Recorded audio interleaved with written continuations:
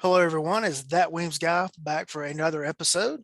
And I want to say that the John Dobb episode that released last week is doing outstanding in the numbers. And so John asked me, could he expect groupies from this? And I said, yeah, but unfortunately, they're old white guys wearing cargo pants and plaid shirts. So, that's what it gets when you're a high performing guest on the number one recorded podcast in my kitchen. That's there's consequences to that. Joining me tonight are Rick Remington and Mr. Tim Reedy. Rick, would you introduce yourself? Hi, I'm Rick Remington. I live up in Northwest Washington State. I teach at the Skagit Shooting Range in Burlington, Washington, and focus mostly on new shooters, and then from there get into defensive pistol stuff. All right, Tim. My name's Tim Reedy. I run TDR training out mostly at Bandera, Texas, a little bit northwest of San Antonio.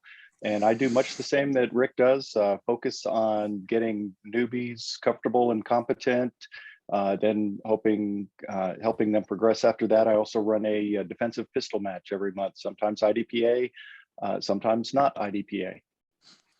Well, it's funny that both of you deal a lot with dealing with new shooters, because guess what? That's our topic tonight, is dealing with new shooters. Tim and Rick were both at the tactical conference this past week, and we were just talking about different things. I said, hey, why don't you two come on and we'll talk about dealing with new shooters? Kind of the old cop thing is cops forget what it was like to be rookies. And they expect every trainee to know everything that they know. And sometimes you got to remind them or remind yourself, like, hey guys, we were new one time too. And the same thing kind of applies in the shooting world, is you get the people that become the Wiley class veterans, that attend 2 or 3 classes a year with the big name traveling instructors and everything. And that this becomes their hobby and their pastime. And they get so deeply immersed into it that they forget what it was like to start out on the path. And they get frustrated with the new guys. And I believe it was Kathy Jackson that made the statement that the new shooters are the people who need the best instructors. But the big name traveling folks don't typically do the newbie classes, because newbies aren't going to roll out and pay those prices and have all that steering gear and have the knowledge to roll into those things. So there's a term out there that gets applied to people that are focusing on the newer shooter, and that's called Gateway Instructor. And I think our friend Tiffany is who coined that. Since we mentioned Tiffany, do we have to say podcast bingo? Podcast bingo. Podcast bingo. There we go. So Rick made a very key statement in our pre-show discussion of the difference between gateway and gatekeeper. So Rick, I'd like for you to expand on that.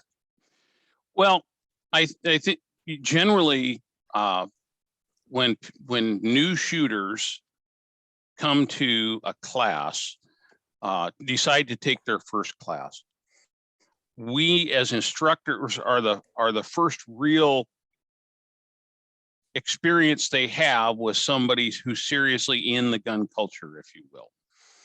And we need to be as welcoming as possible and bring them in, instead of deciding, no, we don't want new people. We don't want whatever your views are, whatever, pick your issue, if you will. We want to bring everybody in that we can for, to me, a couple of reasons. One, self-defense is a human right. It doesn't matter race, creed, color, politics, anything. It's a human right. Everyone has just as much right to defend themselves as anyone else. And secondly, if we can get them comfortable with firearms and be welcoming, maybe that may change their views enough that it might affect their voting pattern a little bit. That if an initiative comes up that's going to restrict gun rights or something, oh, I know about that, and that's not right. So maybe they'll vote no on it. Okay.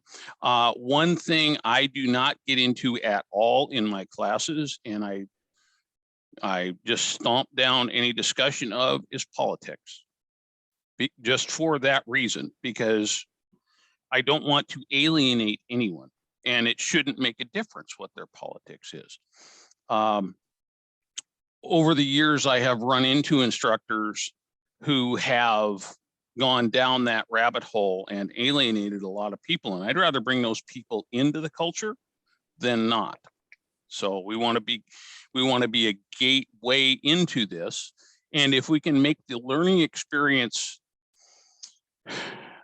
enjoyable, educational, and fun for them, maybe they'll take another class and decide, yeah, I kind of like this. This was cool. Let's do more of this, you know. And it's just not just taking classes. It's also becoming more involved in the gun culture itself, you know, becoming more active shooters and more regular shooters, I guess is the right term. Excuse me. But yeah, you know, becoming regular members of one of the many gun cultures, as was explained once. But yeah, bringing them in instead of keeping people out. Tim? That's what I meant by that. Yeah. Tim, any thoughts on that? Absolutely. I like the way you put a lot of that, Rick. I agree with it completely. And Tiffany is the one that I heard Gateway Instructor from. And when I heard that, the light bulb went on, and I thought, that's exactly what I am. I want to take folks who are brand new to guns, give them a good, strong foundation and a safety mindset, safe handling, marksmanship, and mindset, so that when Tom Gibbons comes to town or Spencer Keepers comes to town, these folks can go take a class with them, and Tom will look at them and go, you're pretty squared away. Let's just fine tune these things and bring you further along, but we don't have to fix anything. And that gateway instruction is something that I find great joy in it. When students come to me and they say, I'm sorry, I don't know anything about guns. And I tell them that makes me happier than anything, because you have no bad habits. You don't have to unlearn anything. And the progress that I see brand new folks come when they're brought into a very welcoming, comforting, safe atmosphere. You know, I've got folks doing just what are things that I couldn't have accomplished in my first 10 years of shooting after just, 2 hours, 4 hours, 6 hours, something like that. And it's just, it's one of my favorite things in the world. Exactly. About a quarter of my students have never fired a gun before. Okay. Just about half of them do not own firearms at all. And those are the ones that I'm like you just said, Tim, those are the ones that are the best ones to work with, because we can start them out correctly and move them along correctly. So I think a big part of working with brand new people is demystifying just what a gun is. Okay. A certain percentage of my students that I run into being that new, I seem to attract the never evers, as a friend of mine calls them. They've never ever fired a gun.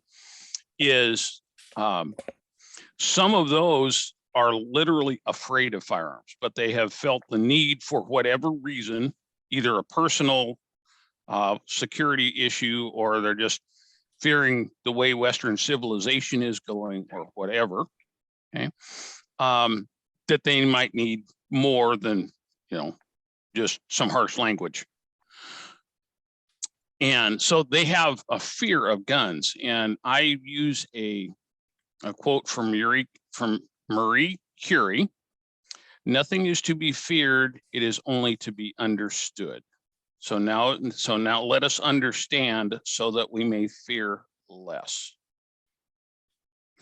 And once they, we start at ground zero. Of course, first is safety. We go into 45 minutes explaining the 4 rules of firearm safety. After that, we go into exactly how the gun functions. And then they start manipulating firearms in the classroom with plugged barrels, of course, for an extra layer of safety. Teaching them how to grip it and how to rack the slide and things like that. And they wind up handling the firearm so much that now they're just a chunk of plastic and steel and a lot of the mystery is gone. And then we can teach them from once the fear is over, now we can make progress.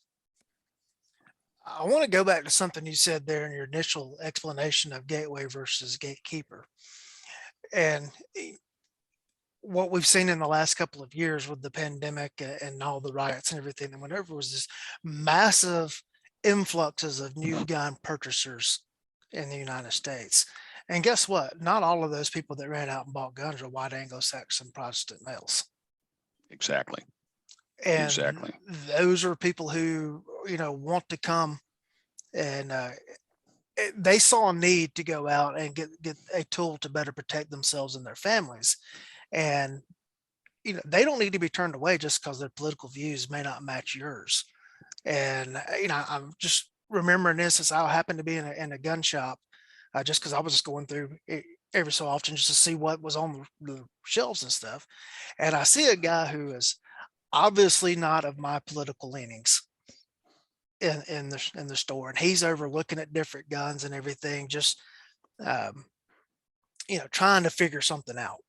And I just kind of walked over and said, "Hey man, can I help you with something? Can I give you a couple of questions?" And I was in uniform. And he turned and he looked and he saw the badge and everything. And he kind of got a little hesitant and everything. I said, "Look, Dave, we're just two guys in a gun store. Let's just chat for a second." And we ended up having a very friendly conversation. I helped him pick out a couple of things. I said, "Look, I'll make some recommendations for some trainers in the area and that aren't me. So I'm not trying to get your business. I'm trying to help you." And it turned out to just be really good, exchange.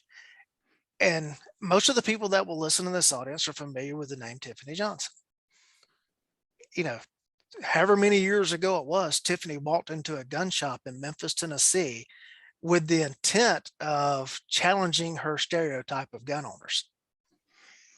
And she walked in expecting to get one response, and she just happened to walk into Range Master, and it was Tom Gibbons, and got a completely different response.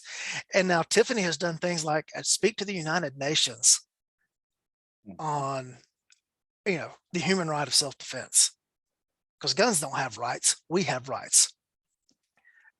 And it just always baffles me that somebody shows up to a gun class and it turns into a, Republican, campaign commercial, and not really a good Republican campaign commercial. And I'm reminded by a pastor that I know that talked about how someone walks through the church door and somebody runs over to them immediately with a membership card for the church. And he's like, no. Let's welcome them. Make sure that they know they're welcome to come back. And if they so desire later to join the church body, great. And I just liken that to everything that you just said, Rick.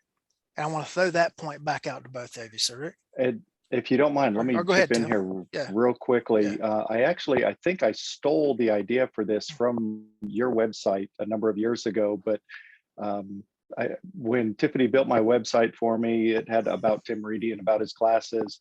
And after about 6 months or a year, I went in and I edited the about to add the language that says, TDR training welcomes all students. We don't care, what you look like, where you're from, who you vote for, who you love, what bathroom you use, any of that. We just care that you are interested in, protecting yourself and your family. And it follows up with our classes are a politics-free zone. So no matter what, what your political issue is, we don't talk about it in class. As Rick mentioned, there's no politics allowed in this class, other than the one thing that says, if you get a chance to vote for legislation to advance the rights of gun owners, please look at it carefully and consider supporting it.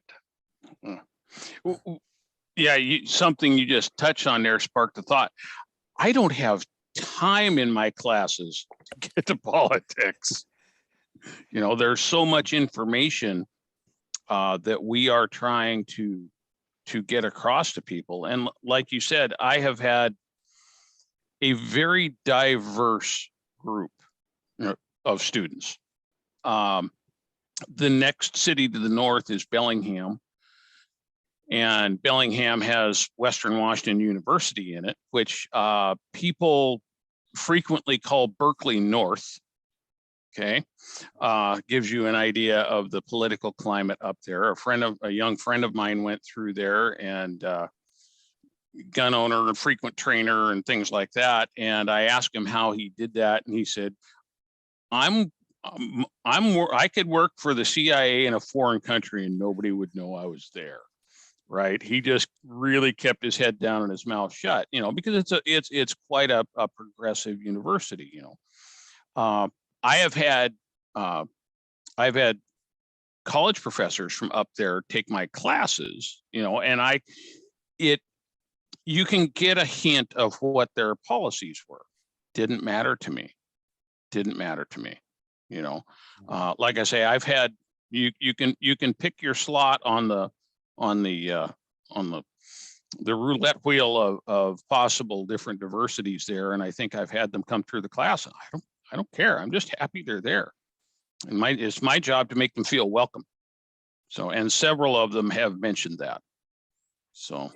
Yeah, I think it was Steve Anderson on the old Civilian Carry Radio podcast brought up the term non-gun versus anti-gun. Yes. It's like there's a huge segment of the population that's not anti-gun, but they're just non-gun. And I think you can say that they're not into it as much as like people like us are. Yeah. They really don't care either way. But to go back to what you were saying, Rick, they're kind of ignorant, not ignorant in a negative way, just ignorant in they're not well versed in this stuff. And when they hear something like, common sense gun legislation, get rid of these high cap magazines and we'll go with 10 rounders. They might sit there and go, well, okay, that actually sounds reasonable, but they don't understand all the other implications that comes with that. Right. And if we shut out those people, then we're losing a chance to actually bring people in that might, when they see something come down the line like that, it's not saying that we're recruiting them to come vote 100% in our voting record matching up, but they might look at an issue and go, I'm not going to vote to support that particular piece of legislation, but it doesn't mean they have to change their entire ideology. Exactly. Right. Any final thoughts from either you on that topic before we move on? Not at the moment, Rick. No, I think that pretty well covers that. And you mentioned the time aspect, which we're going to get into time later, but if you're struggling for time in your classes, cut out all the extraneous stuff and maybe you'll find it there. There's so Lee, on that topic, sure. one of the quotes that I have as a signature in my emails is, an engineer knows he has achieved perfection not when there is nothing left to add, but nothing left to take away. And in building my holster class for TACCON, I had an Air Force fighter pilot instructor sit in on all of my classes and audit them and take notes. And after each class, we would sit down and he would say, you spent 6.5 minutes on this.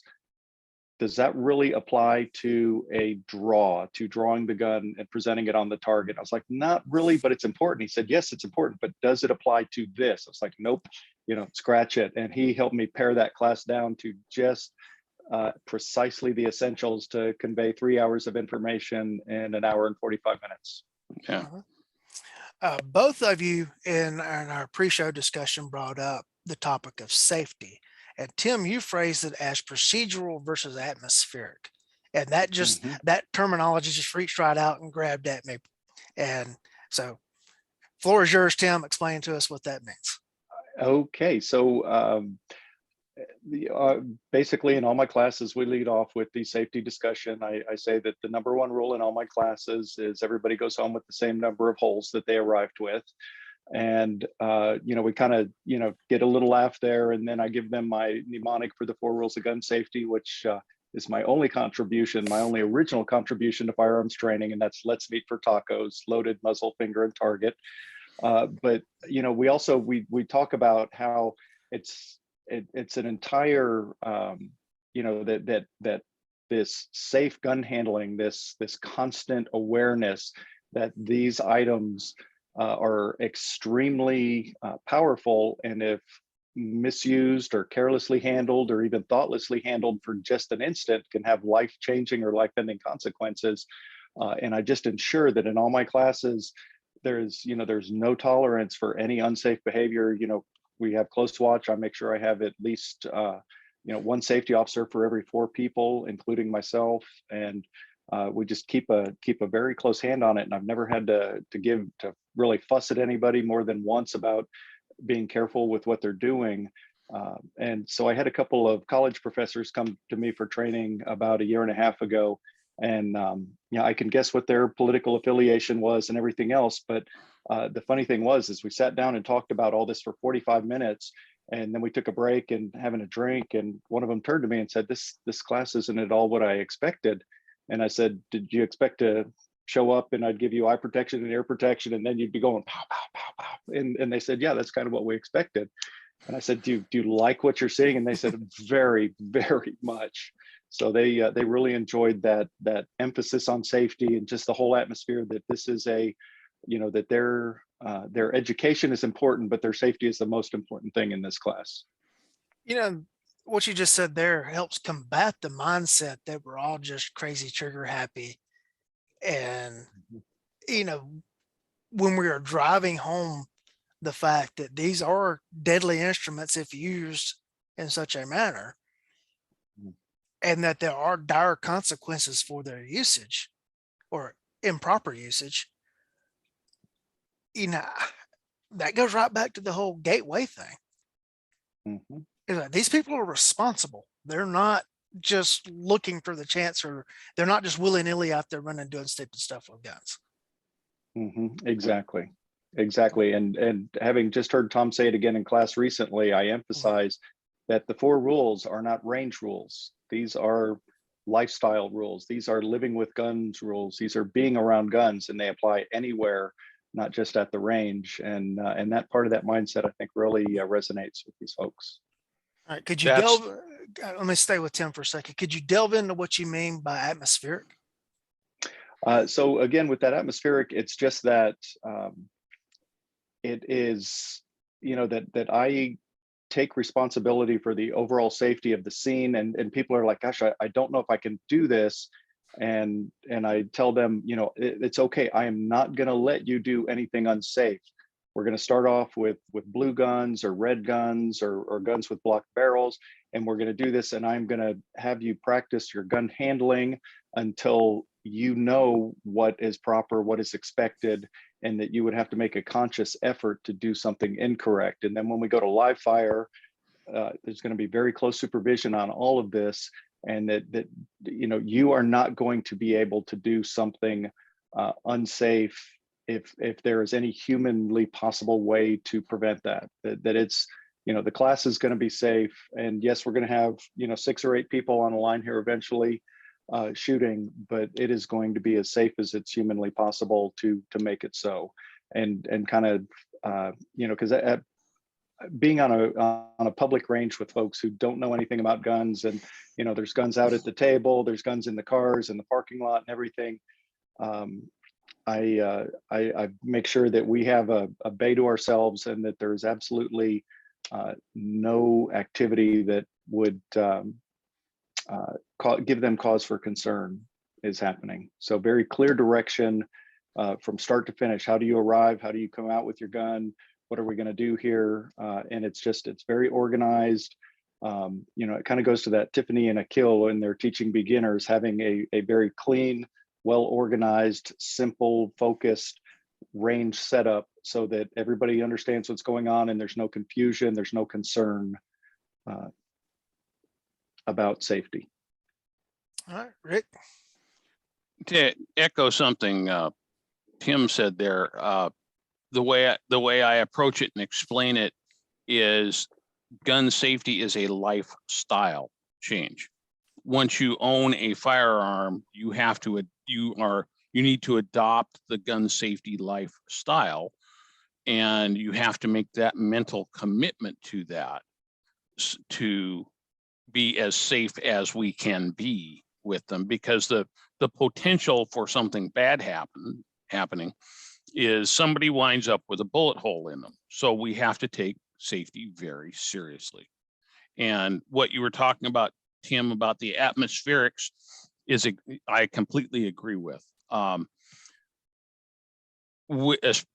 With all shooters, no matter what level class, but especially with brand new shooters who have no exposure to that and may have some trepidation about guns, doing everything you can to make the entire experience feel as completely safe as they can. That, like I say, nobody's going to be going out there blazing away with guns, and they're not going to be interfered with. Like you said, you have a bay to yourself. I teach at an indoor range, and we have one range to ourselves.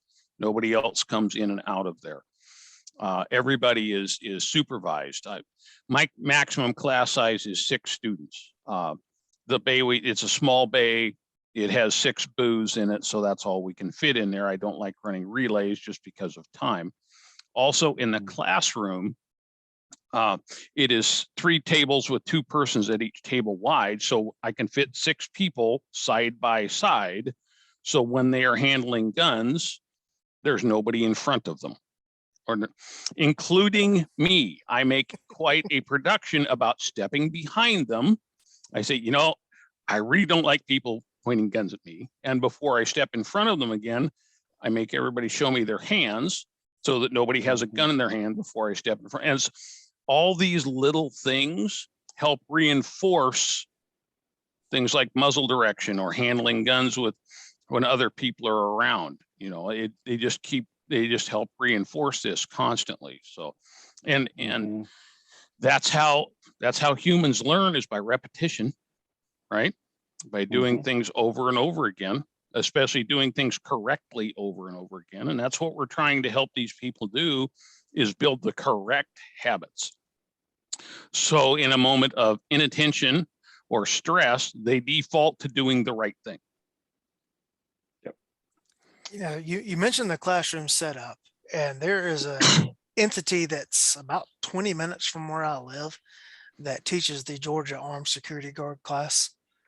And I was looking at their webpage here recently, and they have pictures from their classrooms of like a traditional classroom set up with like rows of tables. And they've got all the students standing there, you know, gripping actual firearms pointed towards the front of the class. So, you know, the guys in row 2 are pointing at the backs of the guys in rows 1. The guys in the row 3 are pointing at the backs of the guys in row 2 and row 1. And I'm looking at this and like, I'm hopeful that they at least checked all the firearms and made sure they were empty. But I'm just watching this, and just how could that seem like a good idea? Yeah. It's Exactly. okay. It's okay. They're unloaded. Yeah, Right. What was that first rule? But that's right. All guns are always something. I can't remember what it is. Right. Yeah, and I look at, and you know, just think of the implications that if that organization or that entity, I struggle to call it an organization, if they were to have an incident, it's their advertising. Yeah. Yes. You know, it's showing basically their malpractice. Yeah. Yeah. It certainly seems that way to folks that in the circles we travel with. That is sadly, I think a lot of people think nothing is wrong with that. But and what does it say if you spend all this time on your safety briefing and then you have people handle the guns in a way that violates your safety briefing? Right. Because doesn't that just completely obviate the whole thing? And I remember being a rookie in the academy, gosh, 23 years ago now, and them going through a safety briefing, and they hit that rule about we never point a firearm at someone we don't intend to shoot. And then they had us go out and they had us do a low ready that had us actually pointing the firearm at the target representing a human being. I remember, didn't they just tell us not to do this? Why are we, what? And so I actually like tried to get one of the assistant instructors' attentions, and I'm like, hey, what's going on? Of course, their answer was stop jerking the trigger, because that's all they knew how to say. But it just baffles me that so-called instructors, if your training violates your safety briefing, what are you actually training your people to do? And I'll throw that back out to you, Rick. Well, yeah, exactly. And something one of my students mentioned to me one time is they noticed even when I'm in front of the class handling a blue gun, I follow the 4 rules.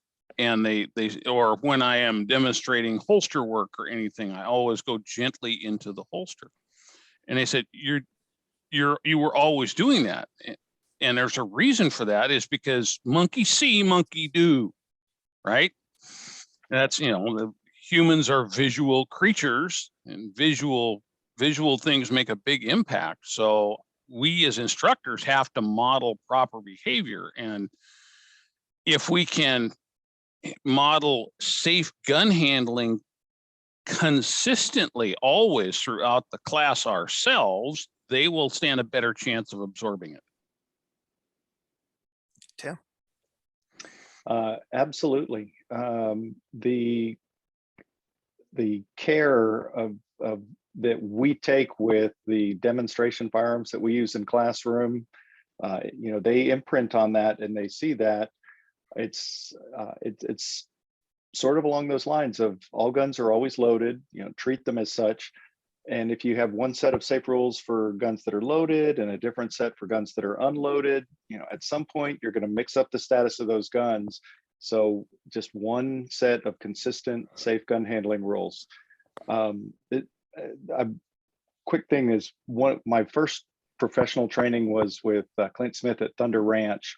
And prior to that, I'd learned how to shoot fairly well. I'd been to a few matches and some other stuff.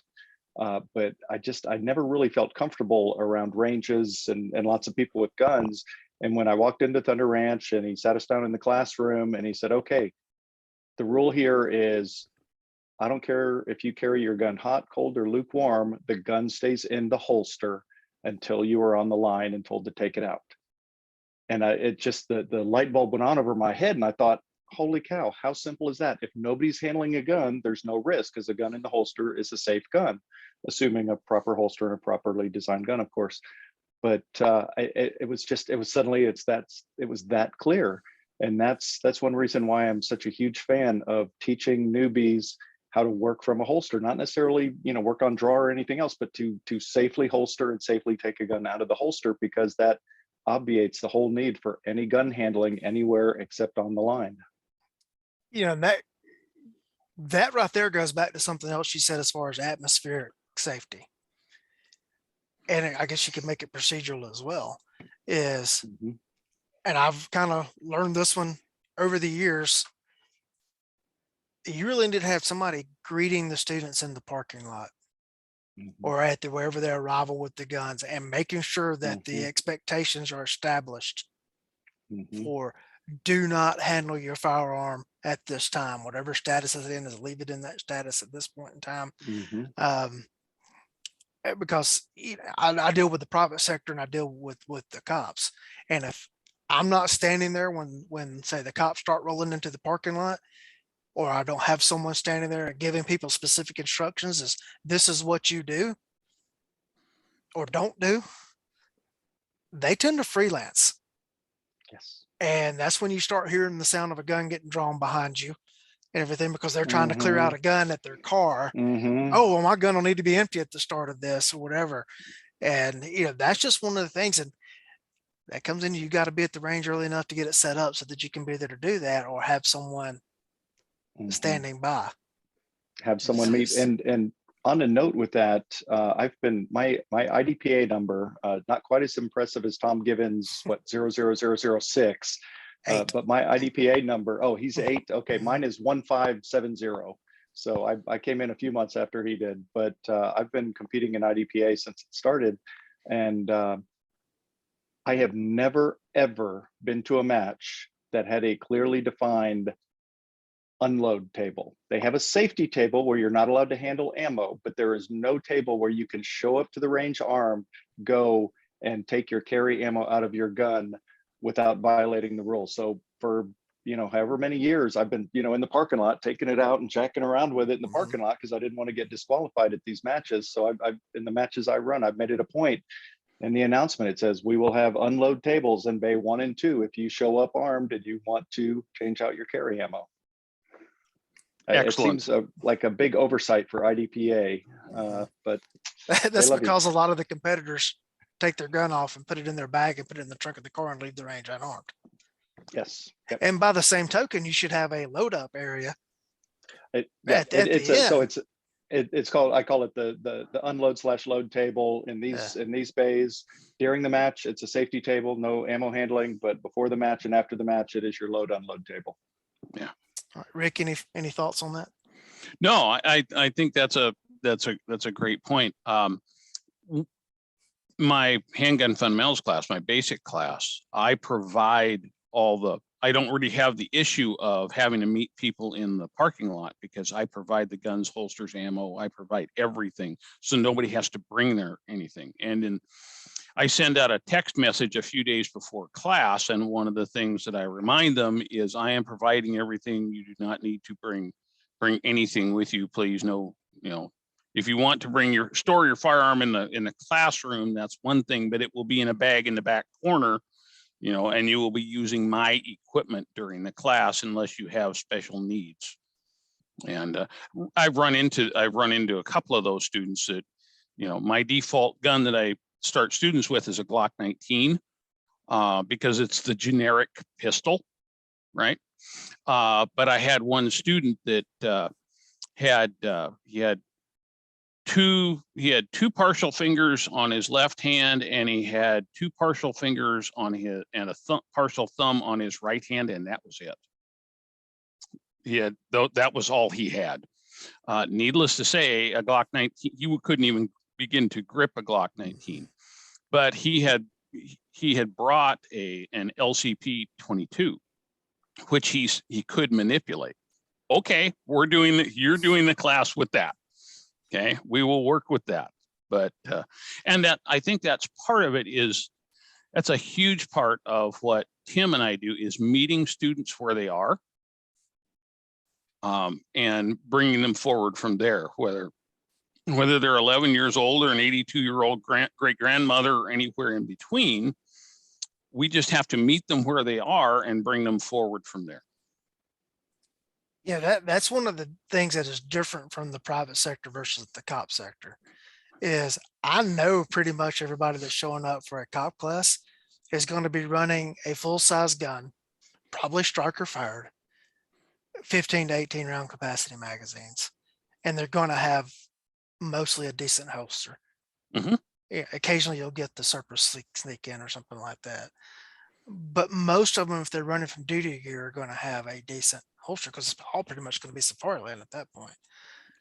And so those are some of the issues we don't have to worry about from that side. But then when you cross over to the private sector class, you've got somebody shooting a staccato next to somebody shooting a Glock 48, next to somebody shooting an LCP, next to somebody shooting whatever. And that's one of the things you just got to account for that and how you're doing your lesson planning. It's not just that, it's also their physicality. What are they physically capable of doing? Right. I do know I have worked with one cop who was missing fingers from one of his hands, but generally stuff like that tends to keep people out of the profession. But that's not what you're going to see in the open enrollment world. Is you get all comers. Yep. All comers. All right. Tim, you brought up the subject of verbiage. So you have the floor. Yes. Okay. So I will quote my dear friend Tiffany Johnson here. Do not speak to be understood. Speak so you cannot be misunderstood. And just how immensely important that is and how hard it is to do right every time is incredible. But it has gotten me thinking about every single word that I use in every single one of my classes. Okay, drop your mag. Oh, okay, drop it on the ground. Now what? Oh, no, actually I meant eject it. And okay, but you said drop it. you know, the whole thing about, you know, flag your thumb up, but be sure not to flag your hand. Okay, so two different words that mean the same thing here. There's so many things that are critical. You know, load a magazine. Does that mean put bullets in the magazine, or does that mean load a magazine into the gun? I've tried to make my phrasing exactly precise and unambiguous, and you know, just very clear, very short, so it cannot be misunderstood. You know, on the line with eyes and ears, I repeat it 3 times, and it seems to work pretty well. But I know that every time I analyze a video of myself and I listen to what I'm saying, it's like, that was ambiguous. I need to fix that. Speaking of ambiguity, in the revolver class I hosted Tom for on Monday, he said, yeah, we've got enough targets for everybody, so we're going to shoot all of you at once. And everybody kind of looked at Tom and he goes, I mean, you will all shoot at the same time. And they're like, okay, that's much better. And it just, phrasing is so critically important. And it's one of the things I pick up on in classes. I've been to a lot of classes from extremely highly talented instructors who have, you know, occasionally some of their phrasing is ambiguous. And when students interpret it one very possible way, instead of the way the instructor intended, it causes some issues in the class. And I'm thinking, I think you need to fix yourself instead of fussing at them about doing that. But in any case, it's, you know, Tiffany is just such a master of words.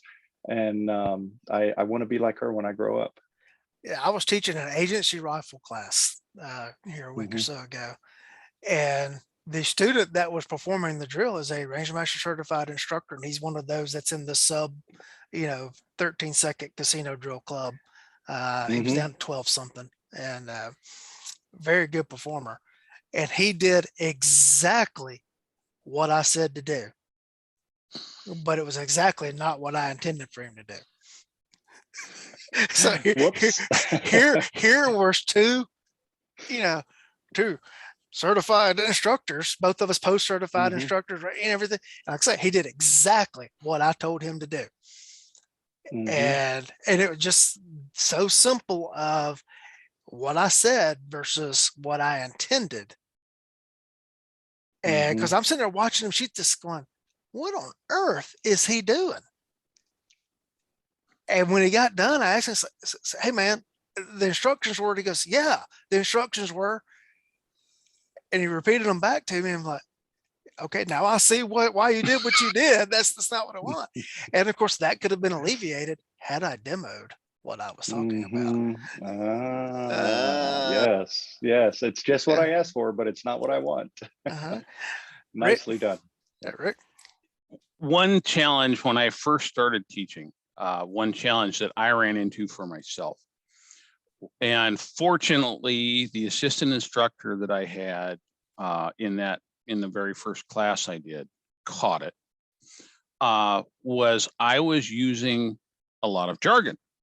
You know, this was my first, you know, real class on my own that I was teaching, and I was using a lot of jargon. And after the class, I would have to constantly go back and explain what I meant by that.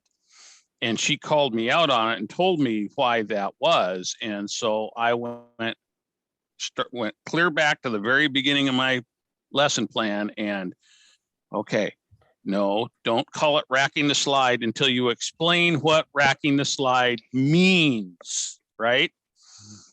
Manually operating the mechanism on the pistol is called racking the slide. So when we say racking the slide, we mean pulling it all the way back and letting it fly forward. That's what we mean by racking the slide. And for people that knows absolutely zero about that stuff, if we, as a, you know, all three of us here are very seasoned shooters and we're used to being in the upper end of the gun culture, so we can babble back and forth in almost our own language.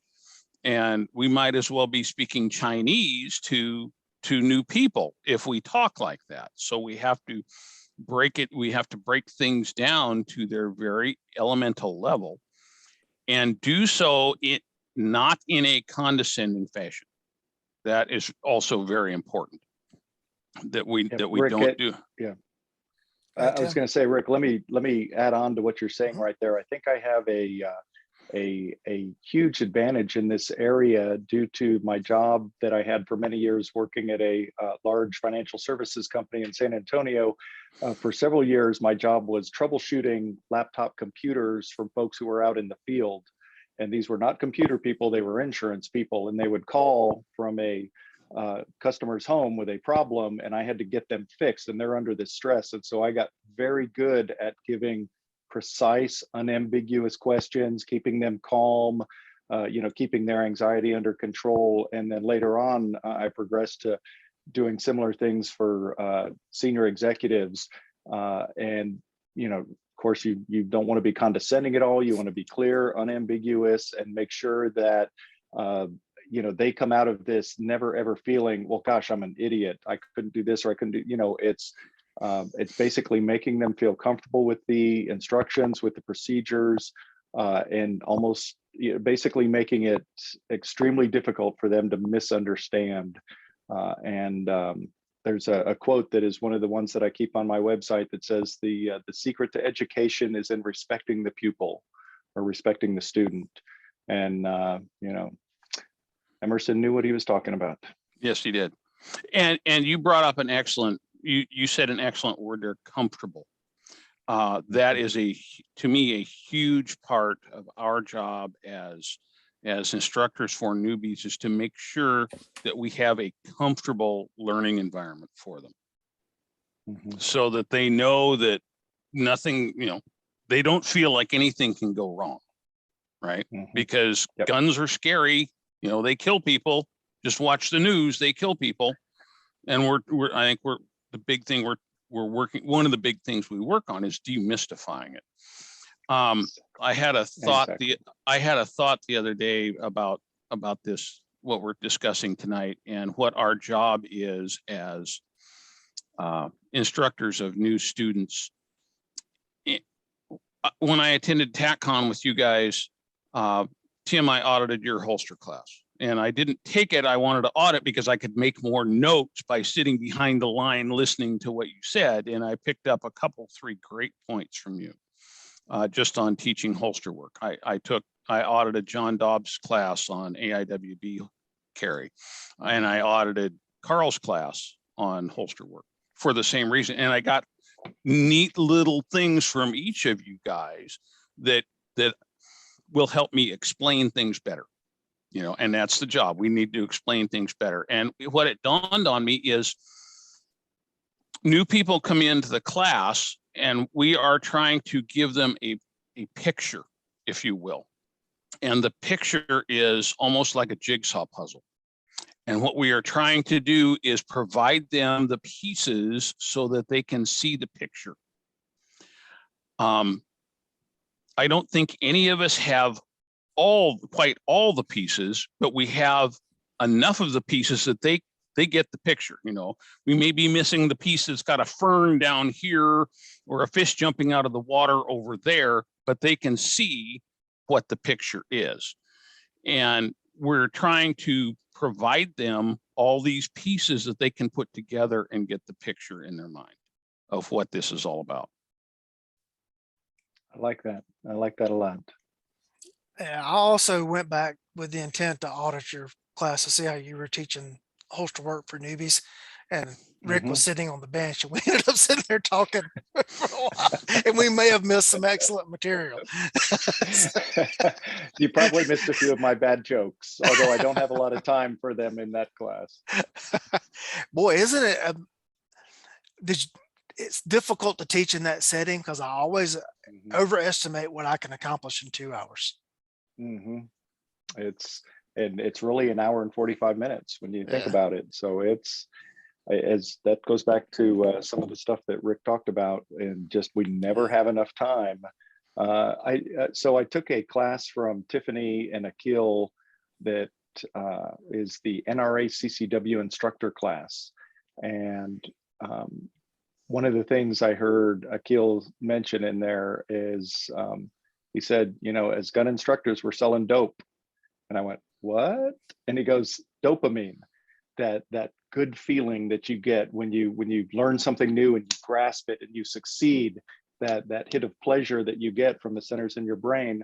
And by leaving students with that hit of dopamine, it makes them want to come back. So that's what we're trying to do. You know, that reminds me of instance on the range years ago. I was teaching a free citizen class to the sheriff's office, and we had a lady that had come to the class, and get her up, and after the first live round that she fired, I look over and just tears are streaming down her face. And I go over and calmly get the gun set down and everything. What's going on, ma'am? And she was just so scared of the noise and everything else that went along with it. It was like, well, man, we're not going to let anything happen that's going to hurt you, and just like reassuring her. And we got her to double plug with the plugs up underneath the muffs and everything. And we get her, so you don't have to finish, keep shooting if you want to. If you want to just stay for the rest of the class and just watch, that's fine. Yeah. And made sure she had options here. And she decided she wanted to go through, and by the end of it, she is grinning from ear to ear and just having a blast, pun intended for you there, Tim, in the class. And it's just, it goes right back to everything we're saying there as far as Gateway and the atmosphere and everything else setting up with that. And Lee, if you don't mind, let me piggyback on that just a little bit. So I've partnered with Breezy Warner in the local area here, and we co-teach a lot of ladies only classes. And I got to say that a number of women have come to classes with some pretty serious anxiety issues around guns and defending themselves and personal boundaries and things like that. So I think as an instructor, being extremely sensitive to seeing what's going on in the classroom when you're doing stuff. I had one student come in, this lady, and picking up a red gun, just a solid chunk of plastic, and getting two hands on it and pointing it at the wall, had her shaking like a leaf. She was so terrified. And we got her through that and got her doing some more, and then I got her using a CERT training pistol to do some laser shots, and we went out to the range. When she did her first live shot, she set the gun down and she burst into tears, and then she said, "I'm okay." And she, by the end of the class, everybody was calling her Annie Oakley, because she had pushed through that fear that she had before. I think that atmosphere of safety, part of that is the teacher-student interaction too. I make it a point whenever I'm with a student and I'm standing, I don't hover right over them. And if I do need to adjust something, I always ask, may I adjust? May I touch you on your shoulder and your arm here? And wait for approval on that. And I know with a lot of folks that really adds to their feeling of safety and comfort in the class. You hit on a key word there, Lee. Voluntary. Being, you teaching law enforcement guys is one thing. In the open enrollment world, it's something else, and that is something before we go out to the range, I make extremely clear to the students that everything we do on the range is voluntary, except safety. That is the only thing I'm going to be 100% on, is safety. If you fire one round and decide, and I have had students do that, fire one round and that's it. That's it. They put the gun down, step back out. They put the gun on the bench, step back out of the booth. That was it. They just did not want to do that anymore. And I said, I'm completely cool with that. I'm completely cool with that. If it is, whether it's the noise, whether it's the fact that it's a potentially deadly weapon or anything, if you want to just step back and take a break, that's fine. If you want to step out into the lobby where it's quiet, that's fine. You do as much or as little as you want, as long as you are being safe. So, and yes, I explain that to them before we go onto the range, so that they know that there is no pressure on them, right? And over the years, I've had a variety of students start, fire one round or fire just a few rounds, or go all the way through up through working from the holster. Everything is voluntary on the range, like I say, except safety. And I've had students that one of the students that I'm proudest of She was the same way. When we started shooting on the range, she was in tears. She worked her way through it, but she was in tears. She's now the manager of the range and also teaches there. So I'm really, really proud of her. I'm leaning on her pretty hard to get to range master and take Tom's class. But, that's one of the things with the open enrollment world is you may have someone who has had a traumatic experience is what led them to come to the class in the first place. And the handling of the firearm in that first round that they fire may trigger those memories. Bring that back up to the forefront. And that's something we've got to be prepared for on the instructional side. Yeah. I'm very fortunate that I have a couple, 3 people that take turns being my assistant instructor, and all 3 of them are ladies. As soon as I start out and do introductions and stuff, as soon as I introduce the woman sitting at the back of the room as the assistant instructor for the class, about half my students are women. So as soon as I mention that, yes, there's a woman on staff here with us, that you can, a lot of times you can just see some of the tension leave some of the students. Just because, there's not going to be this 6'3", 235-pound gorilla, trying to get you to do everything. There's somebody that plays for the other team, if you will, is going to be, and that comes back, and that is actually purposeful on my part. That it just makes a more welcoming environment for the students. I also explained that when John and Melody brought their armed parent guardian class out last year, Jamie shot a 98 on the FBI qual, so she shoots well enough to teach at the FBI Academy. So if she makes a suggestion, you should listen to her, But I find that also can make a huge difference. So. Tim, any closing thoughts on that? One thing, I had a woman come to me for some private coaching, and we got through a couple of classes, and she made some huge improvements. And then she and her husband came to me for a private coaching session, and her husband did well, and the 2 of them did really well. And they said, we want to do one more lesson, and we're going to bring our 2 daughters with us. And I was like, great, the family that trains together, stay safe together. And they came out, and one of the daughters was very much into shooting, and she was really looking forward to doing the handgun portion of it. They also had brought some palm pepper spray that they wanted to test out on a target, so they all got to fire it. And the other daughter, the 4th daughter, said, I'm not going to do any gun stuff. I'm not interested. I'm a vegetarian. I don't like guns or anything like that. And I said, hey, I'm a vegetarian too. And, we talked about that for a few minutes. And I said, yeah, with I don't hunt with guns. They're for home protection and things like that. But hey, since we're all here, why don't we do a quick refresher real quick? I've got these CERT laser pistols. Let's have everybody go through and kind of refresh on grip and sights and trigger. And we'll do that. Will you do that? And she's like, oh, sure, I'll do that. And I got her comfortable with the gun and the laser and everything. And then when it came time for live fire, I said, do you like to try this? And she goes, yeah, I think I will try that. So, she was unwilling to, but sort of taking those baby steps to get her up to a part where she thought she was comfortable enough and competent enough to do it and not feel like an absolute beginner. I think that's one of the lessons that I'm really proud of, really including her in that whole group. Because you did not put any pressure on her. You did not put any pressure on her. What you did is you demystified it for her. So then she was willing to take the next step. She could see the path. So she was willing to take the next step. And good on you. And she had a choice in the matter. And she had a choice in the matter. Yeah. To drop Tiffany's name again.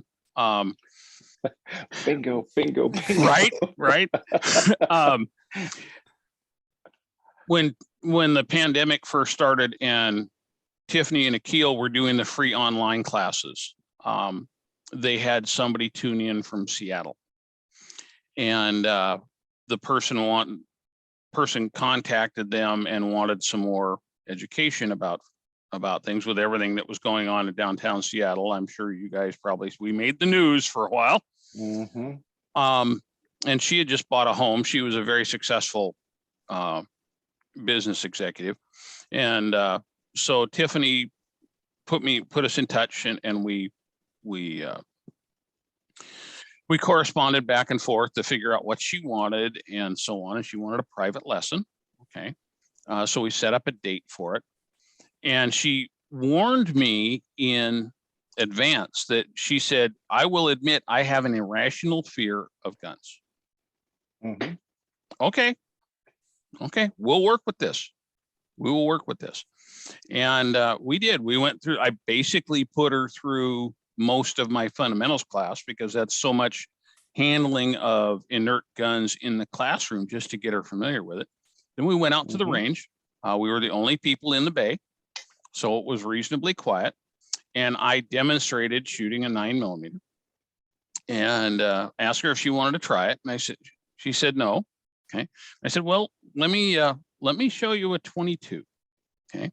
And so I grabbed a Glock 44 out of the box and put some rounds in it and fired a magazine through it, just demonstrating how it operated and things again. And then I asked her if she wanted to try that. She said, yeah, that one isn't nearly as loud. Well, she went through here. This woman in 3.5 hours went from irrationally fearing guns to having that new shooter grin that I'm sure we have all seen, that means so much to us. So, go ahead, Tim. Oh, I was going to say, I've had several people say I have an irrational fear of guns, and I say there's nothing irrational about it. These things are you're holding something in your hand that is literally exploding, and you're holding it 2 feet in front of your face. I said any rational person should be afraid of that if they don't know anything about it. And my job here is to help you understand it, so you lose that fear of it and you just understand it and treat it accordingly. But yeah, that's a great story. That new shooter grin after that start is fantastic. Yeah, she still wasn't sure after that if she wanted to get a firearm, and so we went over OC spray for a while. We talked about that, and I happened to have a little palm demo with me. And we went over that, and I said, okay, this and a really bright flashlight will be a good start. And I said, if it's just for around, if you want something for around the house, seeing as you work for the largest, let's just say she was a senior executive for the largest online retailer. They have large cans of bear spray. Yes, good stuff. And just get a couple of those and keep them strategically positioned. I said that will be a good step, a good middle ground right there. And a flashlight is a flashlight is a flashlight, and you can take those pretty much anywhere, and they will solve a lot of problems. Exactly. I carry flashlights on the airplane. I can carry a flashlight on the airplane. Goes right through TSA, no problems at all, because it's a flashlight. Well, the TSA did give my Surefire Stiletto flashlight a very long, hard look on the X-ray machine, and I finally leaned over and said, "It's a flashlight." Okay, there you go. They haven't questioned my Stiletto Pro. They have questioned. Instead of a key ring, I have one of those key bars. And they were trying to figure out, they were digging through my bag trying to figure it out. And they showed me the picture. I said, oh, that red clutch bag in the middle, pull that out. That was all my pocket litter. And they pulled it out of my keys. But yeah, they don't seem to have any trouble at all with flashlights. And like you say, Lee, a flashlight can solve a lot of problems. Yes, it can. And they're non-lethal. That's right. That's right. I think establishing mindset, I think, Tim, that was yours. Yes. I have been teaching the Texas License to Carry course since 2010. And Carl Wren's studies show that about 97% of people who get a Texas license to carry never take another minute of training. So I've done a lot of work to make sure that my license to carry course is as comprehensive as it can be in the state mandated 4 to 6 hours. And my cost for the course is you can get instructor taught courses for half the price of what I charge for mine. I've partnered with a local gun shop, and they had one of my classes advertised on their Facebook page, and somebody commented and said, you know, for that price, I hope he includes a steak lunch with the class. And the instructor or the shop owner called me and said, do you want me to respond? And I said, no, that's okay, I'll respond.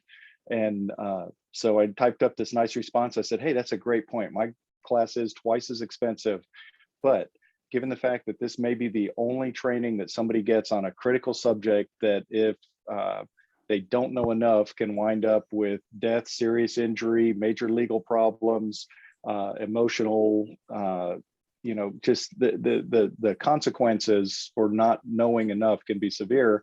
I said, I make sure that my classes, you've got a smidgen of Tom Gibbons on mindset in here. You've got a bit of Mas Ayub on legal in here. You know, you've got a bit of Greg Ellifritz on de-escalation, you know, all of these different subject matter experts, and ensure that they get just enough of it to kind of hopefully pique their interest. And, you know, that definitely drives up the cost of it. And I said, you know, you, like anything else, you get what you pay for. Do you want to buy a Kia or do you want to buy a Lexus? It's up to you. And the shop owner read my response and she said, wow, you were much nicer than I would have been. And I thought, okay, thanks. I'm glad I did that. But the first 10 minutes, 15 minutes of my license to carry class is about mindset. It's essentially from Tom's Rangemaster instructor. You know, why do you carry a gun? Why do you need a gun? What are your chances of needing a gun? What are the odds? What are the stakes? You know, talk a bit about training. And I use a quote from Sullenberger that I thought of my own, or I found on my own, but I finally realized, I think John Hearn posted that, and I may have pulled it from him unconsciously, about you know, that flight that he successfully glided to a water landing. It was 42 years of you know, training, experience, and practice that allowed him to do that. And I talk about the training journey and getting to unconscious competence. But a lot I talk about is, you know, like a seatbelt, the gun doesn't really do you any good unless it is on you when you need it. And just that mindset of don't think of it as a talisman. The license to carry card isn't a talisman. The gun isn't a talisman. It has to be on your person or within your reach when you need it. And as Tom says, you don't get to pick the day. Someone else chooses for you and typically notify you at the very last instant. Right. Yeah, Washington State does not require a class to get their carry permit. But I teach the Utah concealed pistol licenses for up here, the class for that. And it sounds like we are very much in sync on what we are teaching there. People come into that class, it's a rather unique class. My other classes, people are coming to learn. Those classes, people are coming to check the box, you know, so they may walk in with a different attitude.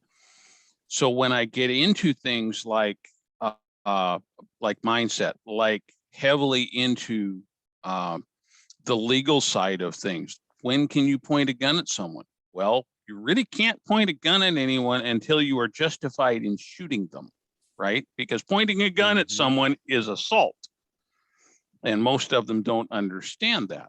And several of them commented that this class isn't what I was expecting, you know. And like you said, getting into awareness and being serious about that, getting into verbal de-escalation, getting into having a mid-level option like OC spray. How, you know, if you see a problem, and even if you cross the street and can avoid it by just crossing the street, that avoidance, you need to mentally think of that avoidance as victory. That is not you having to go out of your way. You were victorious in that situation. And And by expressing that to them, they're like, oh, okay. So I'm not just going out of my way. I just want a potential deadly force encounter by avoiding it. Yay me. Yes. Right. using your superior skills and mindset to avoid having to use your superior gunfighting skills. Who was that? Was that Murphy? I think. Anyway. Yeah, it sounds like a Murphy. It sounds like a Murphy. But yeah, they come in, you know, expecting one thing, and I you know, lots of Masad Ayub and this Weems guy and Hearn and Tom Givens and all the other people that we have trained with, because we are an amalgamation of what we have learned. You know, we're a aggregator and then conduits, you know, and so we try to pick the most relevant from each. At least I try to pick the most relevant from each for whatever I'm teaching at that moment. So, yep. The speaking of mindset, one of the pictures I use in my de-escalation is recognizing a situation and thinking, do I really want to walk into that situation if I have a choice? And the photograph I use is this very sketchy looking dude leaning against the wall outside of Walmart. I think you know him, Lee. His name is Mr. Dude. Steve Havey. Yeah. Well, his name is, yes, but Steve there with the sunglasses, leaning back, checking out the patrons coming and going. It's like sketchy dude. Yeah, I think I use that same picture. I think I use that same picture. You know, what's that? The examples. What's that guy doing? You know, is he waiting for his wife, or what's he doing? You know, so yeah, something simple as like where you park. You know, maybe park away from other people so you can see as you're getting in and out of your vehicle, you can see anyone approaching instead of them just popping up right next to them. Just little things like that, presenting that to them, and you can see little light bulbs going on. How much of it sticks is up to them. But I think it's, you know, we need to provide them as much information as we can. So one of my favorite questions is, if you think you wouldn't go there without a gun, why would you go there with a gun? You know, if it's that bad a place that you wouldn't go there without a gun, why would you go there with a gun? So yes, that comes up on the one of the questions I ask early on is, once you've got your permit, once you've got enough training to feel comfortable and competent to carry, how often do you plan on carrying? Some of the time, most of the time, all of the time, just when you think you need it. And I put that one out there, and usually in every class, 2 or 3 people say, well, I only think I'll carry when I think I need it. And it's like, wow, how do you know that, you know? And we talk a little bit about the you know, just that impression that you think you can anticipate it, but it's for an unanticipated problem. Just lots and lots and lots of things to kind of drill in, that every fight you avoid, you win. And anything that you can do to avoid having to use force or deadly force is a win for you in the long run. One of the other instructors at the range here was a 25-year SWAT cop from down in Southern California. Excellent instructor. And we took each other's classes to see if there were any conflicts between what we were teaching. Okay. Because I didn't want someone coming to my class saying, well, Darby said this, you know, and you just said the opposite. And he and I agreed that that's why we took each other's classes. Anything any discrepancy were minor techniques. They weren't principles. So we were both very happy with that. But he always, in his class, he asks his students, even if they are carrying, he said, always ask yourself in any situation, what would I do if I didn't have a gun? Is there any way I could solve this if I didn't have a gun? Okay. You know, if I could just leave. Okay. Well, even if you're wearing a gun, why don't you just leave then? Right. Or pepper spray, or talk my way out of it. You know, things like that. I thought that was an extremely good point. You know, always ask yourself, what would I do in this situation if I didn't have my gun? Can I find a way out of it? That's your best choice. So that is intriguing, and I'm going to give a lot of thought to that. Thank you for that. yeah. It's the difference between two verbs, may and must. Yes. Mhm. Yeah. There, you know, Yeah, may is permissive. Can, may, should, might. Mhm. Yeah, may is permissive. It's what the law allows. Mhm. But if you're not in the position of you must, just because you may doesn't mean that's the correct answer or the best answer. Yeah. Mhm. It's never can I shoot him, it's do I have to shoot him. Well, can refers to ability. That's true. Mhm. May So, refers to permission, and must refers to Mhm. necessity. I That's actually my used to have- verbiage. That's my verbiage thing for the night.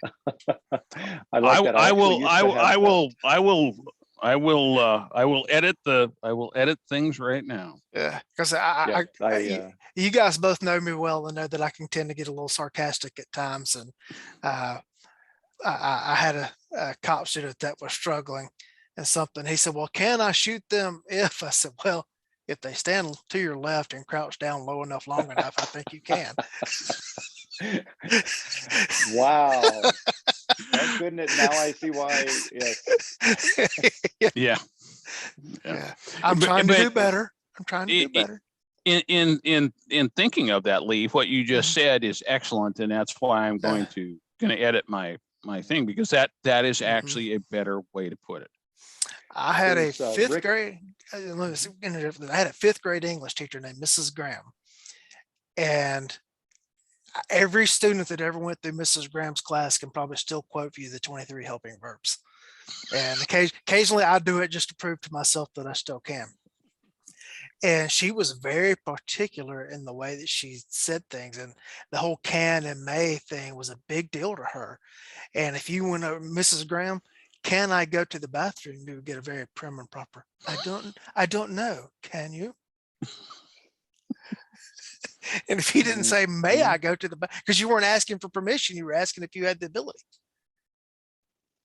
Yep. There's Rick, there's a couple of great articles. I can't remember exactly what periodical I saw them in. It's available online, but it's a deep dive into the can, may, should, must paradigm by somebody whose name escapes me. But yeah, that can, may, should, must is really, really good. And I used to have a long discussion in my class till they cut my time to 6 hours, and now I just don't have time anymore.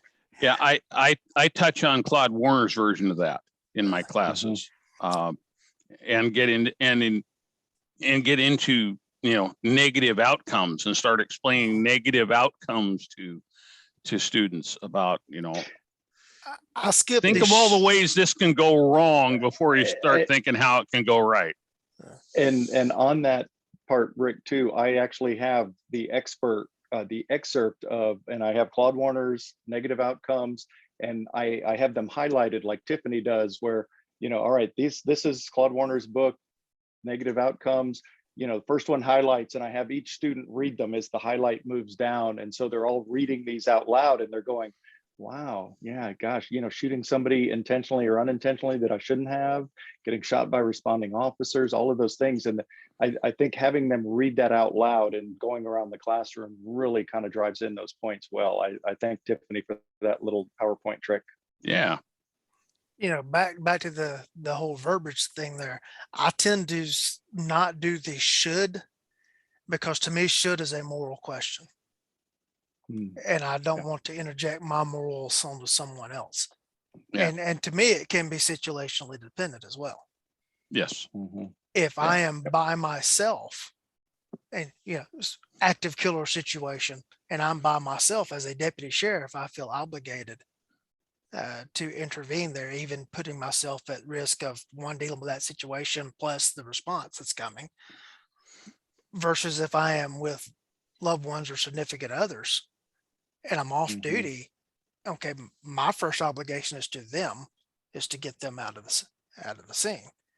And so should is a very, very, very personal question based, and it can be situationally dependent, but must is I don't have any choice. Yeah. I like that a lot. I like that. You touched on something there that I think is important. When you said moral judgment, and you don't want to put your morality on anybody else, because we are all individuals. And I think that circles back to the welcoming thing. I do not expect to turn out clones of me out of these classes, right? I'm so deeply into this, I have basically no other life, right? My life is wrapped up in either this or my day job, which another business I own, beating mountains into submission. That's why I don't try and project my carry choices, carry methods, things like that onto other people, because working up in the mountains, that's about the most permissive environment you can get, right? So when Claude Warner tells, instructors, go get a real job, I'm not going to go get another job, but I do understand what he's saying, and understand that not everyone has the wardrobe choices and flexibility that I have. So I'm very cognizant of that when I teach. So it's like I say, it's meeting students where they are and helping them be the best that they can be, and also the best that they want to be. All three of us here have taken a lot of classes from a lot of different people. That's a big part of our recreation, if nothing else. That's what we enjoy doing. Some people just want to be good enough to defend themselves, and that's as far as, and then show up at the range once a month or so and practice a little bit. That's as much as they want to do. They don't want to go through 12,000 rounds of ammo a year, right? So it's understanding that everybody's an individual is what it amounts to. All right. We had several other topics we were going to get to tonight, but we're going to end on this one because we have limited time, because that was one of the topics we were going to do. We've already been going about an hour and a half. It's been it's been a very quick hour and a half. Yes, it has. Rick, you wanted to talk about limited time with students, so I'll give you the floor. Referring back when I talked about trying to form that picture for people, we're trying to give them as many pieces of the puzzle so they can see the picture. And pretty soon we run out of time. It would be nice to give them this piece over here or this piece over here. But when you are taking a brand new student, a never ever, like I call them, never ever touched a gun before, by the time 6 hours is over, with mostly classroom, we're only on the range for about an hour and a half, and break that up. That's kind of in the middle of the day. Then we go back into the classroom and talk about legal issues and gear and things like that a little bit. There is so much more I would love to tell them in so much more depth to fill in the other little pieces of the picture, that there just isn't time to do it. And part of that is information overload. They're basically coming in, and even though we try to keep everything as low pressure as we can, they're still drinking from a fire hose, basically. There's a tremendous amount to this, just to be able to accurately fire a handgun. There's lots of little things they have to do correctly just to be able to hit a 4-inch target at 4 yards, right?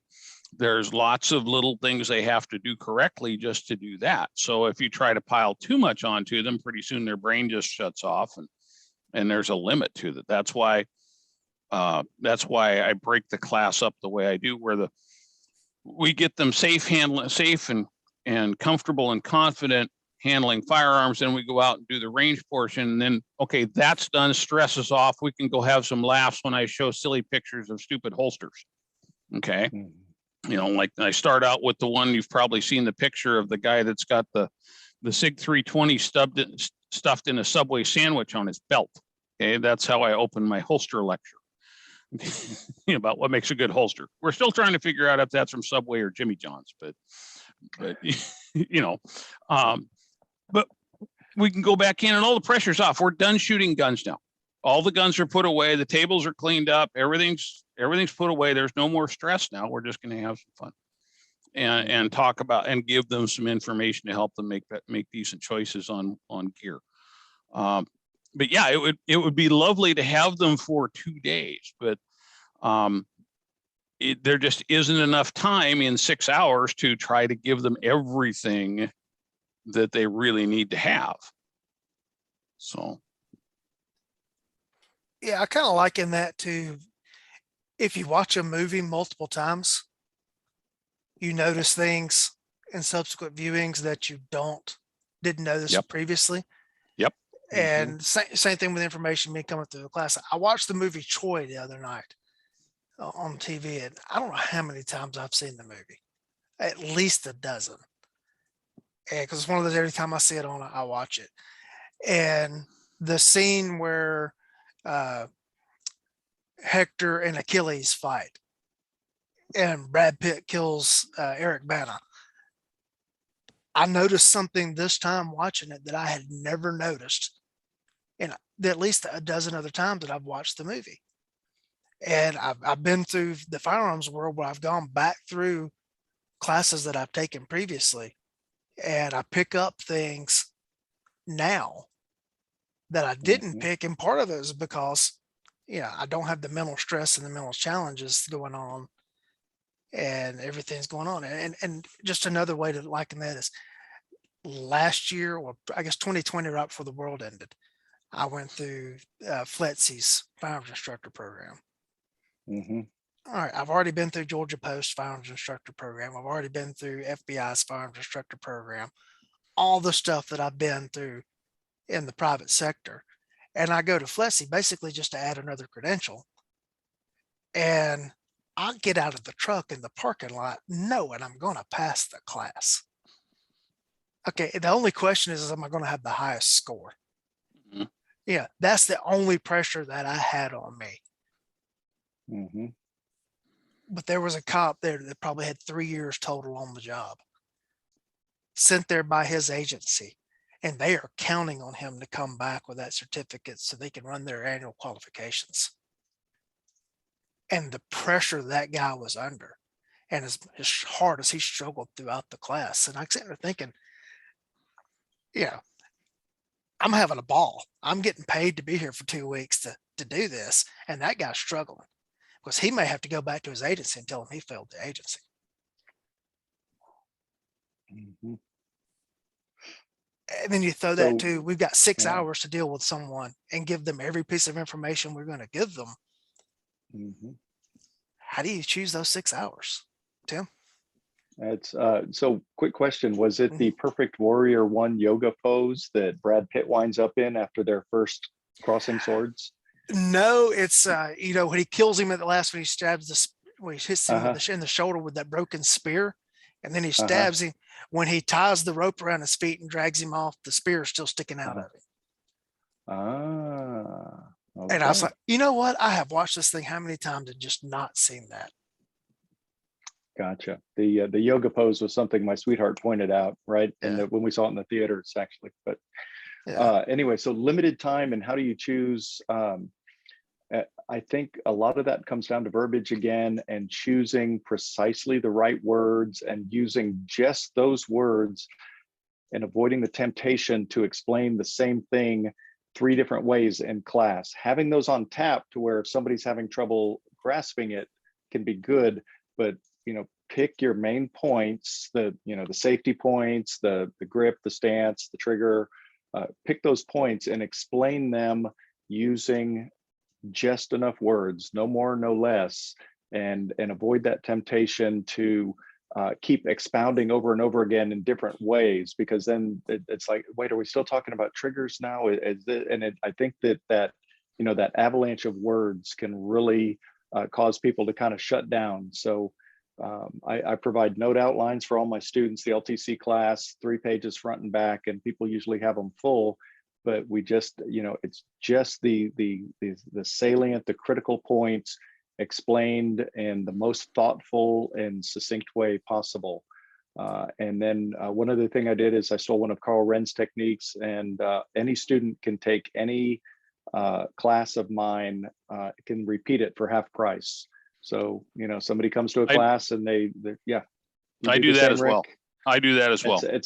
It's a great thing. 'Cause, I mean, especially if it's a class that you've got, you know, there's not really a lot of effort in redoing it. You've already got the content, and having those people come back. I've had one lady take my holster class 3 times, and each time she has made tremendous improvement. Yep.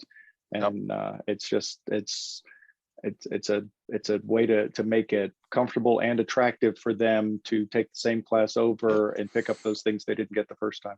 And it gives them, and it inspires, I think it inspires confidence in them, in that they see an opportunity to keep learning. They've been through it once. Okay, I've done this once, but I'm not as far as I wanted to be. So I can come back, I can do this again. It's not going to be anything new. It's just going to be repeating it. So they're a lot more comfortable coming back to something they already know. Okay. Mm-hmm. And every repeat student, every student I've had repeat my fundamentals class, my basic class, has then gone on to my first defensive pistol class. You know, so yeah, I take a little bit of a hit on the returning student thing, but I kind of make it up later. But just seeing how much they've improved, how much more confidence they have when they come back and finish the second class, because they, like you say, they're picking up more of the material. You know, they're able to put more pieces in the puzzle and get more of the picture. But yeah, I was going to mention that's something I offer is any of my students can repeat a class for half price. Go ahead, Rick. Go ahead. Something else I was going to, I've noticed in my journey of taking classes from different people is what instructors choose to put in their classes and what they choose to leave out. You know, what they think are because we're all individuals, right? What each one of us thinks are the most important things to put in, even though we know they know the other stuff too, but there just isn't time to put that in with it. But I find it interesting watching other instructors on what they're putting in, but more importantly, what they're leaving out. You know, what each of us considers most important. You know, I really find that interesting as an instructor. You know, one thing I want to kind of go back to with the movie analogy here for a second is we see our classes all the time. Yeah. We know that, well, that point was on slide 16. I know I covered it, you know, or whatever. And the student is in that matter. They're watching the movie for the first time. Mm-hmm. And they may be, their mind may be fixated on something that they saw on slide 11. And their mind hasn't come along with the rest of the class to slide 16.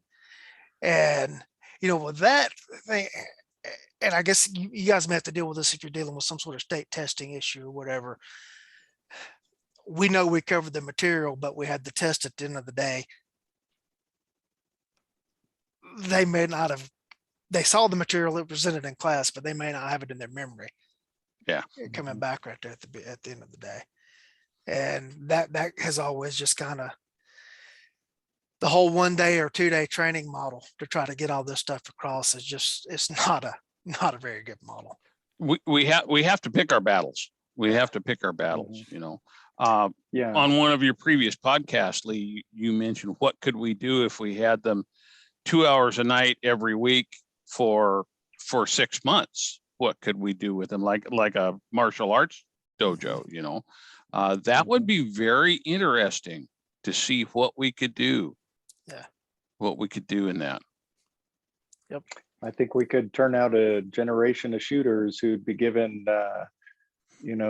giving all of us old semi-fast guys a really good run for our money at TACCON and other major events and stuff like that. Yeah. I'm in the ability now with the job I'm in that I've got a laboratory Mhm. where I can constantly be tweaking and playing with stuff with students.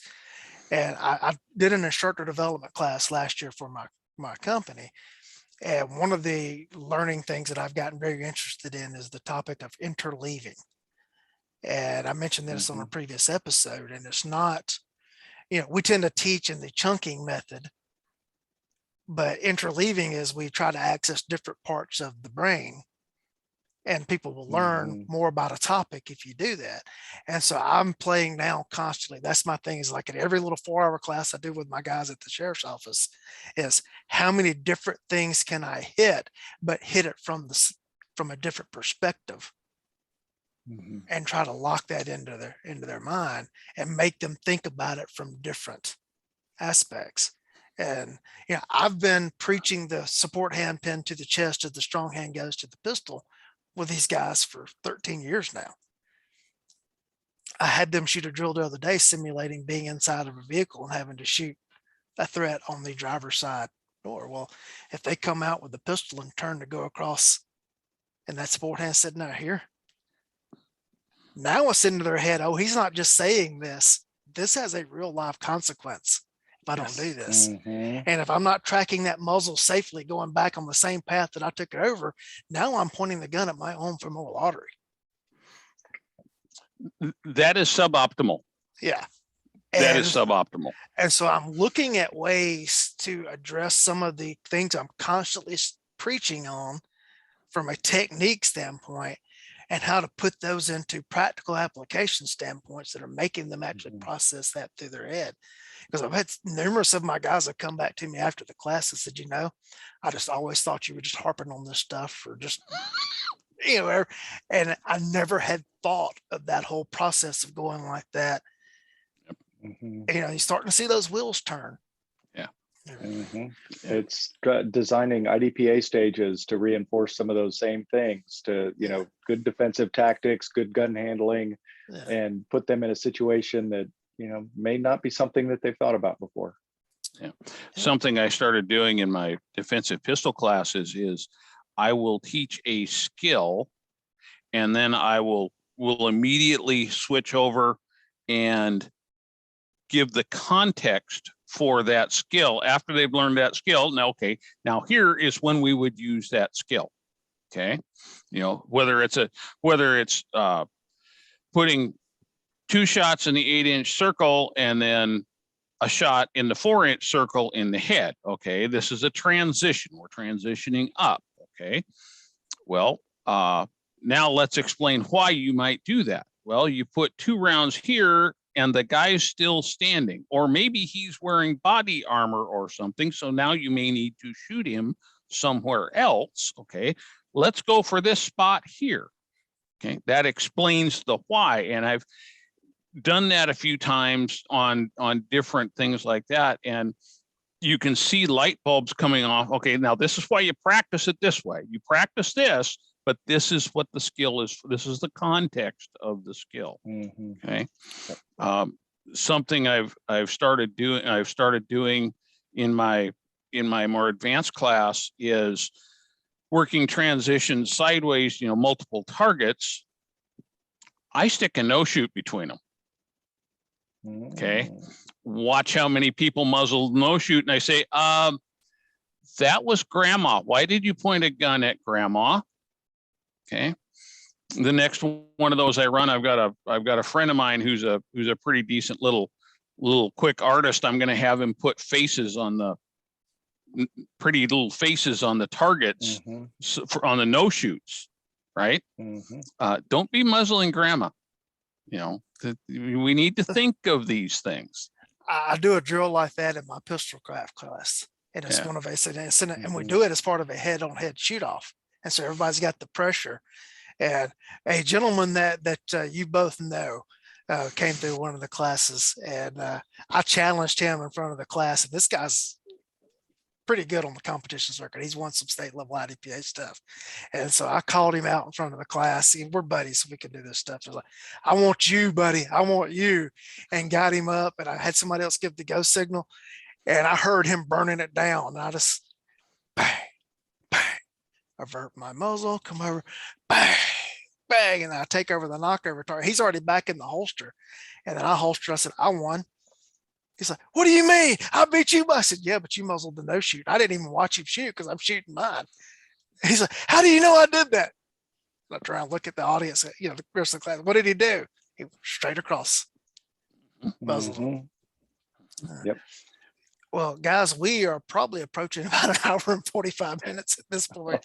And while I would love to keep going and everything we could, I've actually got to get to another podcast after we get done here. Holy folks. Rick, any final thoughts for tonight? No, And also plug anything you got coming up. I'm pretty fortunate. The demand seems to be pretty high as far as classes. They're booked up as far ahead as we dare book them. People start forgetting they signed up for things and not showing up, so we're kind of careful about that. But yeah, things are going really well up here. I don't have a website. I do have a Facebook page, Foundational Defensive Training. I put some stuff up there once in a while. But yeah, it's I really enjoyed this. I think we covered a lot of good points tonight. So thank you for inviting me. I'm glad you came, Tim. Let's see. My local classes are all posted on my tdrtraining.com website on the calendar. As addition to my classes, I host a lot of top folks.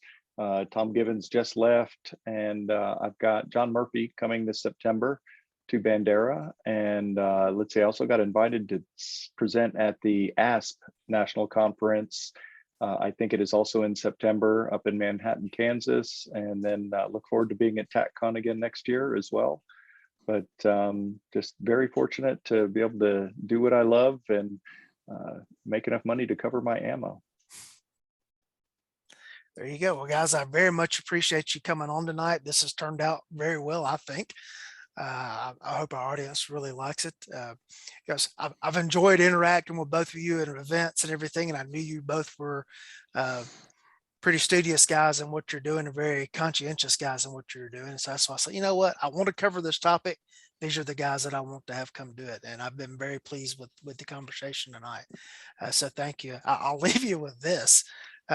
Teaching one of the free citizen classes through the sheriff's office, I had a nurse, and no matter what I called, she shot the target in the head. And so finally, I was kind of stepped over to the side and I said, ma'am, even when I'm calling for like 2 center mass, you're going to the head each time. Would you explain to me why you're doing that? And she says, I'm an ER nurse and I've seen too many people fighting in the ER after being shot in the chest. I'm shooting in the head. I like her. Just like, well, now that certainly is a different context than what I was thinking. I think she would have no problems articulating that in a court of law. But you want to talk about mindset. She had her mindset on point. Yeah, on point. She knew exactly why she was touching that firearm and what she was going to be using it for. Yep. Should she be forced in that position. Well, guys, I thank you for your time here tonight. To the audience, I remind you that we're only allowed to share the links to the show with our smart friends. Someone 2 weeks ago broke that rule and shared it with someone that wasn't a smart friend, or else they stumbled on it on their own. So let's be careful with who we're sharing it with, but find some more smart people to share the links with. And I know that your most important asset is your time. So thank you for choosing to spend your time with us tonight.